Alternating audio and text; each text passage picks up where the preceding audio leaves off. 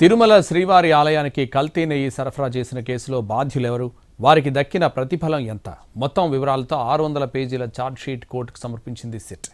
దాదాపు 14 నెలల పాటు దర్యాప్తు తర్వాత 36 మంది నిందితులుగా చేరుస్తూ సిట్ నెల్లూరు ఏసీబీ కోర్టులో ఫైనల్ ఛార్జ్షీట్ దాఖలు చేసింది.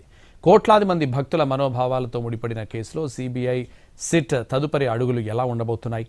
ఎవరెవరు అరెస్ట్ కాబోతున్నారు? తిరుమలకు కల్తీ నెయ్యి సరఫరా చేసిన కేసులో సిట్ అధికారులు నెల్లూరు ఏసీబీ కోర్టులో తుది ఛార్జ్ షీట్ దాఖలు చేశారు. సీల్డ్ కవర్లో ఛార్జ్ షీట్ను సమర్పించింది సిట్.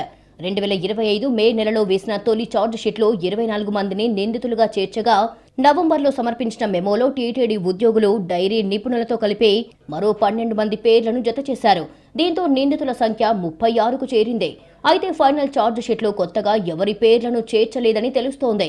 ఇక తిరుమలకు సరఫరా అయ్యింది అసలు నయ్యే కాదని సుప్రీంకోర్టు ఏర్పాటు చేసిన సిబిఐ నేతృత్వంలోని ప్రత్యేక దర్యాప్తు బృందం స్పష్టం చేసింది.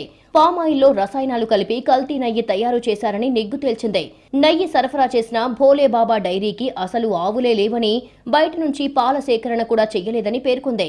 టెండర్ దక్కించుకున్న సరఫరా సంస్థలకు నెయ్యి ఉత్పత్తి చేసే సామర్థ్యమే లేదన్న చేదు నిజాన్ని బయటపెట్టింది. కెమికల్స్, ఇతర పదార్థాలు కలిపి భోలేబాబా డైరీ తయారు చేసిన కల్తీ నెయ్యి ఏఆర్ డైరీ, వైష్ణవి డైరీ ద్వారా టీటీడీకి సరఫరా అయినట్లు తమ దర్యాప్తులో తేలింది. కల్తీ నెయ్యి సరఫరాలో కీలకంగా వ్యవహరించిన వ్యక్తులు, వారు లబ్ధి పొందిన తీరును సిట్ అధికారులు తుది ఛార్జ్ షీట్లో పొందుపరిచినట్లుగా తెలిసిందే.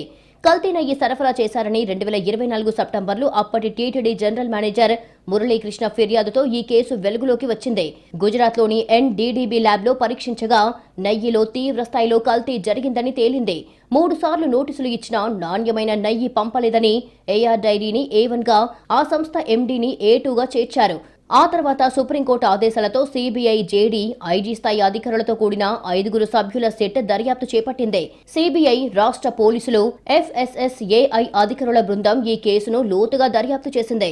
సెట్ 14 నెలల పాటు 12 రాష్ట్రాల్లో దర్యాప్తు జరిపింది. తమిళనాడులోని ఏఆర్ డైరీ నుంచి మొదలైన దర్యాప్తు ఉత్తరాఖండ్లోని భోలేబాబా ఆర్గానిక్ డైరీ వరకు కొనసాగింది. భోలేబాబా డైరెక్టర్లు పామిల్ జైన్, విపిన్ జైన్ ఈ కల్తీ వ్యవహారంలో కీలక సూత్రధారులు అని తేల్చింది. నెయ్యి తయారీ కోసం ఢిల్లీ, హర్యానా, రాజస్థాన్ నుంచి రసాయనాలు పంపినట్లు విచారణలో వెల్లడయ్యింది. ఈ క్రమంలోనే మహారాష్ట్ర, కర్ణాటక, తెలంగాణ, ఉత్తరప్రదేశ్ సహా ఇతర రాష్ట్రాల్లో నిందితులను గుర్తించి అరెస్టు చేశారు. కల్తీ నెయ్యి కేసులో లంచాల వ్యవహారం కూడా బయటపడింది. మైసూరు ల్యాబ్ నివేదికలు కల్తీ అని తేలినా నెయ్యి సరఫరా కొనసాగడంపై టీటీడీ మాజీ చైర్మన్లు వైవి సుబ్బారెడ్డి, భూమన కరుణాకర్ రెడ్డి, బోర్డు సభ్యుడు చెవిరెడ్డి భాస్కర్ రెడ్డితో పాటు టీటీడీ మాజీ ఈవో ధర్మారెడ్డిని సెట్ ప్రశ్నించింది. వైసీపీ హయాంలో కొనుగోళ్ల కమిటీ సభ్యులుగా ఉన్న ప్రస్తుత మంత్రి కొలుసు పార్థసారథిని కూడా ప్రశ్నించారు. దర్యాప్తులో కళ్లు బైర్లు కమ్మే నిజాలు వెలుగు చూశాయి. కల్తీ నెయ్యితో 20 కోట్ల లడ్డూలను తయారు చేశారని, ఇందుకు 68 లక్షల కిలోల కల్తీ నెయ్యిని వాడారని తేలింది. 251 కోట్ల రూపాయలు ఆయా డైరీలకు చెల్లించినట్లుగా సెట్ నివేదికలో వెల్లడించింది. 600 పేజీల ఛార్జ్ షీట్ను కోర్టు పూర్తి స్థాయిలో పరిశీలించిన తర్వాత ఇచ్చే ఆదేశాలపైనే సెట్ తర్వాతి దర్యాప్తు ఆధారపడి ఉంది. దీనికి 15 నుంచి నెల రోజుల సమయం పట్టే అవకాశముందని చెబుతున్నారు అధికారులు. నెల్లూరు ఏసీబీ కోర్టుతో పాటు సుప్రీంకోర్టు ఇచ్చే ఆదేశాలపై సస్పెన్స్ నెలకొంది.